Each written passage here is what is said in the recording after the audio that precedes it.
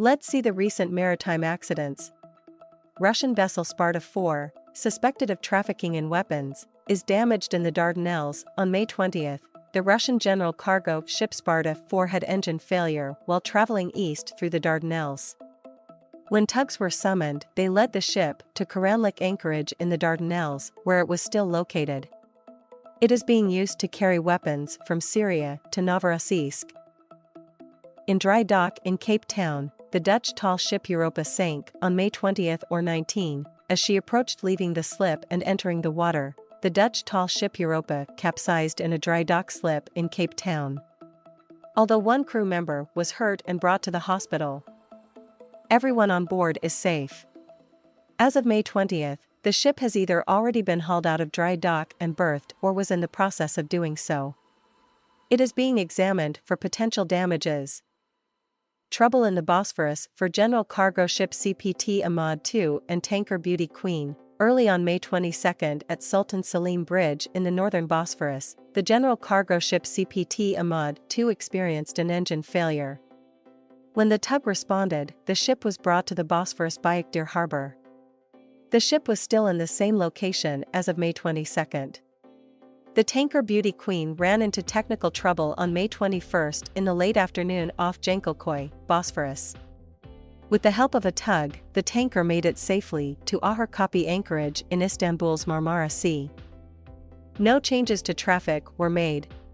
Cargo ship LCT Poseidon 23 and the fast cat ferry MV St. Judel collided in Cebu. On May 21, a deck cargo ship LCT Poseidon 23 and the fast cat ferry MV St. Judel, carrying 197 passengers, collided in the waters off Cebu.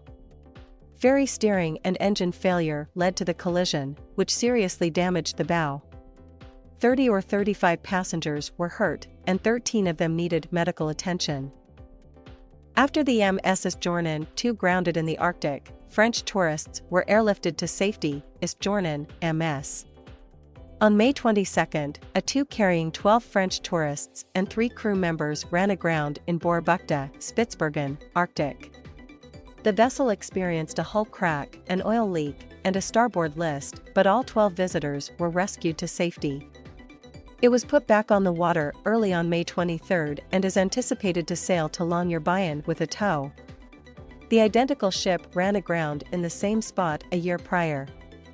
The caravan is being towed by the Coast Guard patrol ship Nog Svalbard, which is sailing in an unknown direction to the southwest. Fire struck the Laker Cuyahoga on Lake Erie. The engine room of the Laker Cuyahoga caught fire on May 23 in Lake Erie, one of the Great Lakes. The fire was contained and put out on May 24 at Coast Guard Air Station Detroit, Ohio Department of Natural Resources and the Canadian Coast Guard reacted. The bulk carrier was grounded, moored, and is still anchored. North of the Bosphorus, a Russian Navy intelligence ship named Ivanhurst attacked. On May 24, 3 Navy drones targeted the Russian Navy intelligence ship Ivanhurst in the Black Sea, 40 to 80 nautical miles north of the Bosphorus.